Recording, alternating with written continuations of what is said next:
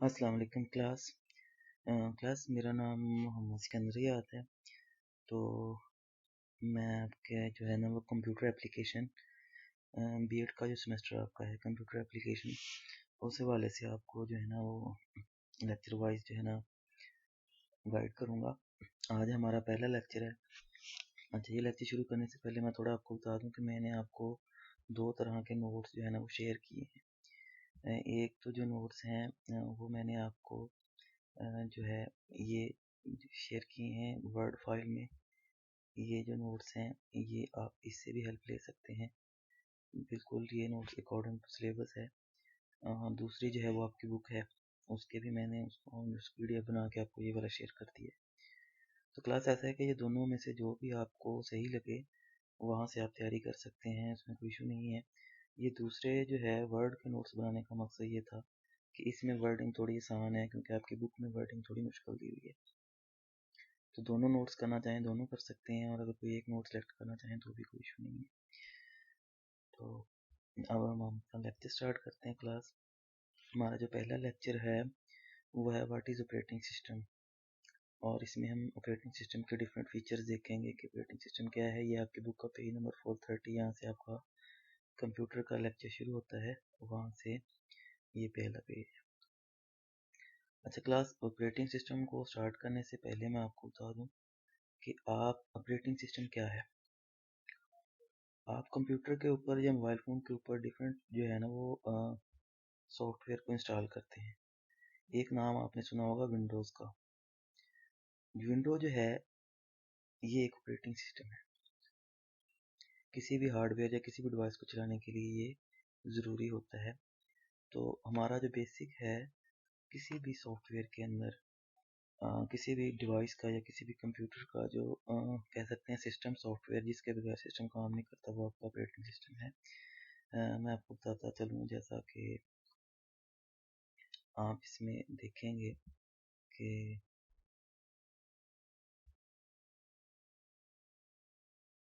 ये आप देख रहे हैं ये डिफरेंट आइकॉन्स, ये सारे विंडोज़ ऑपरेटिंग सिस्टम हैं। इनको विंडोज़ भी कहते हैं, इनको ऑपरेटिंग सिस्टम भी कहते हैं। ये विंडो 1 से शुरू हुआ था, विंडो XP, और उसके बाद जो है ना विंडो 7, 8 और 9, और अब 10 जो है वो इस वक्त मार्केट में अवेलेबल है।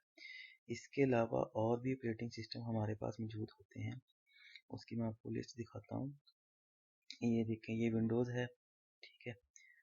इसके अलावा ये एप्पल का आपने नाम सुना होगा, ठीक है। ये भी एक ऑपरेटिंग सिस्टम है। एंड्रॉयड आजकल जो आप अपने मोबाइल फ़ोन में इस्तेमाल करते हैं, ये सारे ऑपरेटिंग सिस्टम है। समझें कि ऑपरेटिंग सिस्टम के बगैर आपका सिस्टम काम नहीं करेगा। कंप्यूटर हो गया या मोबाइल फ़ोन हो गया, ये काम नहीं करेगा। तो हम आते हैं अपनी डेफिनेशन की तरफ कि ऑपरेटिंग सिस्टम क्या है। कहता है कि जो ऑपरेटिंग सिस्टम है ये किसी भी कंप्यूटर या हार्डवेयर को कम्युनिकेट करने के लिए ज़रूरी होता है। देखें क्लास फर्स्ट लेक्चर में हमने पढ़ा था एक हार्डवेयर और एक सॉफ्टवेयर। हार्डवेयर और सॉफ्टवेयर को आपस में जो कनेक्ट करने का काम करता है, जो इनके दरमियान हर जो चीज़ आपकी मेमोरी मैनेजमेंट ये वो आगे पीछे जो भी है वो आपका ऑपरेटिंग सिस्टम ही करता है। इस वक्त मार्केट के अंदर बेशुमार ऑपरेटिंग सिस्टम मौजूद हैं। जो आप लैपटॉप या कंप्यूटर्स में यूज़ करते हैं ऑपरेटिंग सिस्टम, वो माइक्रोसॉफ्ट कंपनी का है, विंडोज़ 10। इसके अलावा एप्पल कंपनी का भी है, मैक ओएस है, यूबंटू है, लिनक्स है, या गूगल की तरफ से एंड्रॉयड है, आईओएस है। इस तरीके के ऑपरेटिंग सिस्टम मौजूद हैं जो आप इस्तेमाल करते हैं, ठीक है। The purpose of operating system is to provide environment in which a user can execute program in a convenient and efficient manner. In simple term, operating system is a program that acts as interface. Class ये एक interface provide करता है जिसमें तमाम तर काम जो है आपका हार्डवेयर का या दूसरे तरीके का, वो आपका ऑपरेटिंग सिस्टम ही कंट्रोल करता है। आगे हम इसके जब फंक्शन पढ़ेंगे तो आपको क्लियर हो जाएगा कि ऑपरेटिंग सिस्टम कंप्यूटर में क्या क्या काम परफॉर्म करता है। आए इसकी फंक्शन की तरफ चलते हैं। सबसे पहला जो काम होता है ऑपरेटिंग सिस्टम का क्लास, वो है मेमोरी मैनेजमेंट। आपकी कंप्यूटर के अंदर, जैसा कि मैंने आपको पढ़ाया था कि दो तरह की मेमोरीज होती हैं। एक होती है आपकी जो होती है परमानेंट मेमोरी, जिसको आप सेकेंडरी मेमोरी भी कहते हैं, और एक आपकी आरजी मेमोरी होती है जिसको आप प्राइमरी या रैम आरजी मेमोरी भी कहते हैं। इसको वोलाटाइल मेमोरी भी कहा जाता है। इसका जितना काम है डाटा कहाँ पे सेव करना है, ठीक है, कितना उसका कैपेसिटी क्या है, हर तरीके की जो मेमोरी मैनेजमेंट का काम है, चाहे वो सेकेंडरी मेमोरी का हो, चाहे वो प्राइमरी मेमोरी का हो, चाहे वो वर्चुअल मेमोरी का हो, वो सारे का सारा आपका ऑपरेटिंग सिस्टम जो है ना क्लास वो देखता है।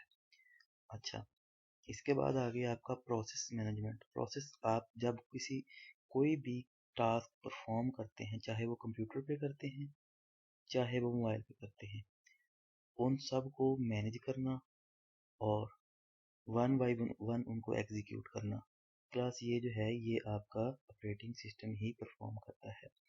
मिसाल के तौर पे आप किसी ऐप पे या किसी गेम पे या किसी पे क्लिक करते हो, तो वहाँ पे एक जो एग्जीक्यूशन होती है उसे प्रोसेस कहते हैं, उसको मैनेज करना, उसको हार्ड डिस्क से या आपकी जो होती है यूएसबी वहाँ से उसको रैम में लेके आना, सीपीयू के पास लेके जाना, तो वो सारा काम जो होता है क्लास वो ऑपरेटिंग सिस्टम का होता है। इसके अलावा आता है डिवाइस मैनेजमेंट। आप कोई डिवाइस अटैच करते हैं कंप्यूटर के साथ, कोई यूएसबी अटैच करते हैं, प्रिंटर, स्कैनर, कोई भी चीज़ जो अटैच करते हैं, स्पीकर अटैच करते हैं, उसको मैनेज करना, कंप्यूटर के साथ कनेक्ट करना, ये सारा काम भी ऑपरेटिंग सिस्टम का है।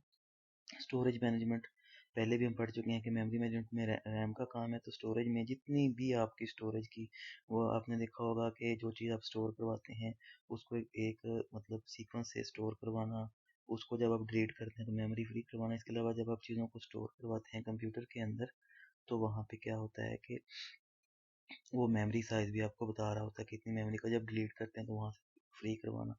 तो ये सारे का सारा काम भी ऑपरेटिंग सिस्टम का। इसके अलावा एप्लीकेशन, कि ये आपको software application allow standard communication between software and computer. मुख्तलिफ किस्म की आप ऐप्स जो हैं वो कंप्यूटर में इंस्टॉल करते हैं, कोई सॉफ्टवेयर इंस्टॉल करते हैं, उनको इंस्टॉल करवाना और फिर उसको यूज़र और कंप्यूटर के दरमियान में कम्युनिकेशन काम, ये भी आपका ऑपरेटिंग सिस्टम, जिसको आप विंडो कहते हैं, ये करता है। यूज़र इंटरफेस, आप कंप्यूटर ऑन करते हैं, कंप्यूटर ऑन करने के बाद आपके सामने यूज़र इंटरफेस आता है, उसको प्रोवाइड कौन करता है? ऑपरेटिंग। इसके अलावा आप जो स्क्रीन पे देख रहे हैं इसको भी क्लास यूज़र इंटरफेस कहा जाता है। ये सारे का सारा भी आपका जो है वो ऑपरेटिंग सिस्टम ही परफॉर्म करता है। इसके अलावा सिक्योरिटी बहुत बड़ा इशू होता है। आप अपने मोबाइल फ़ोन को सिक्योरिटी लगाते हैं, कंप्यूटर को सिक्योरिटी लगाते हैं, उसमें आप पासवर्ड लगाते हैं। इसके अलावा जब डाटा सेंड करते हैं उसको सिक्योर वे से सेंड करना, ठीक है, और किसी थर्ड पर्सन या थर्ड पार्टी तक उसकी एक्सेस ना देना, ये भी किसका काम होता है? ऑपरेटिंग सिस्टम का ही काम होता है। इसके अलावा कंप्यूटर की तमाम तर परफॉर्मेंस को कंट्रोल करना, control over system performance, recording, delays between request for service and response from the system, वो सारे का सारा काम भी जो होता है क्लास वो ऑपरेटिंग सिस्टम ही सर अंजाम देता है। आगे और है हमारे पास जॉब अकाउंटिंग।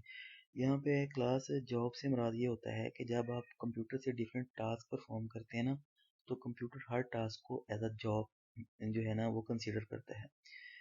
जितने भी आप प्रोसेस जनरेट करेंगे उनको तरतीब से सिंक्रोनाइज तरीके से परफॉर्म करवाना, वन बाय वन, उसमें डिफरेंट टाइप की प्रायोरिटीज़ देखना कि कौन से प्रोसेस को पहले एग्जीक्यूट करवाना है, कौन से प्रोसेस को बाद में एग्जीक्यूट करवाना है, ये सारे का सारा काम भी जो है वो आपका ऑपरेटिंग सिस्टम करता है।